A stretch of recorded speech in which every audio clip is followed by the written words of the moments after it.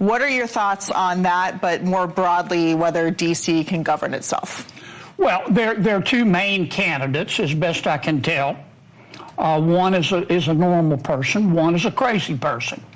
I hope the normal person wins, though I believe in democracy, and if the people elect the crazy person, they're entitled to do that. But Congress and the president, the federal government, has a certain jurisdiction over D.C., and we're not going to let the crazy person do crazy stuff if the crazy person wins. What would you say to those who say that D.C. actually deserves statehood and that it's taxation without representation, given this current election and the situation, but what was happening before the president had it cleaned up? I wouldn't support it.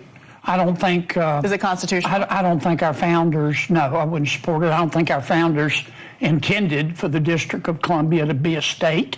They meant for it to be neutral territory, if you will. Now, if they want to go join Maryland and be part of a state, that's up to them. If they want to go join Virginia, that's up to them. But I'm not going to vote to make them a state. I don't think our founders intended that.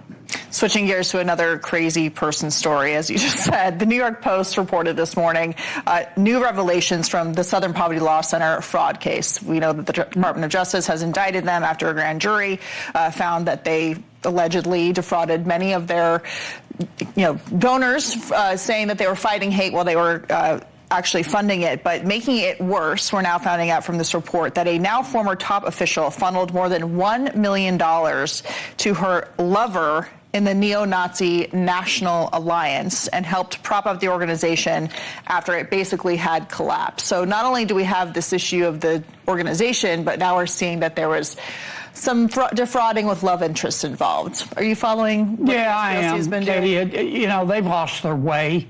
The center started out doing pretty good work, trying to fight hate in our country, which is something we all support. But then they decided to play top politics.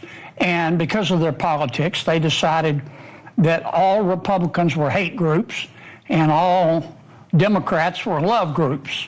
And they apparently started, allegedly, as you say, though I think they did it, started paying the people that they hate to do the stuff that they hate so they could talk about hating them. You spoke recently in New Hampshire. I did. 2028 is around the corner. Great New Hampshire. I love New Hampshire. And why do you love New Hampshire? Do you think it's a place that you would go campaign? Well, I was up there to help John Sununu, my friend, who's running. He's Senator John Sununu. He used to be in the Senate, and now he's trying to come back. I went up there to support him. That morning I was asked to come speak to a function.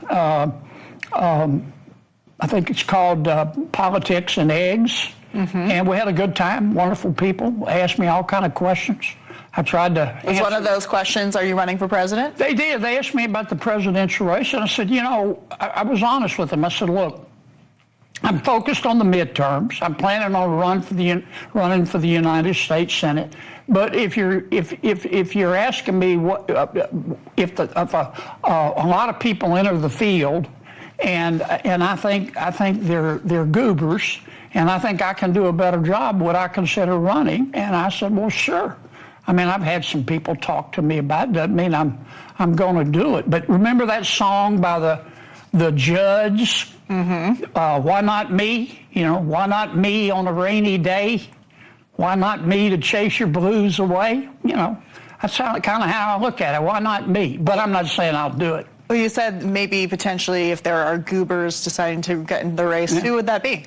I don't know. I mean, goober. What about Gavin Newsom? A goober is like pornography. You can't define it, but you know a goober when you see it. Speaking of elections, we're, of course, barreling towards the midterm elections. You just mentioned you're focused on winning them. Of course, President Trump would like to keep his majority in Washington and not to get impeached for a third time, as House Democrats have said, if they were to take back power. But who do you see as the Democratic leader? Who is in charge of the party nationally? Congresswoman Ocasio-Cortez.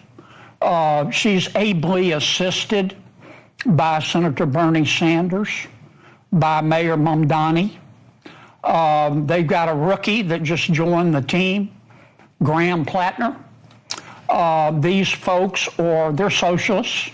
Are they socialists or more communists? No, I think they're more socialist. Communists, I mean, they're democratic socialists. They say they don't believe in revolution. They believe in socialism at the ballot box. I don't hate anybody, and certainly they're entitled to their opinion, but I'm entitled to my opinion. And I think, how can I put this?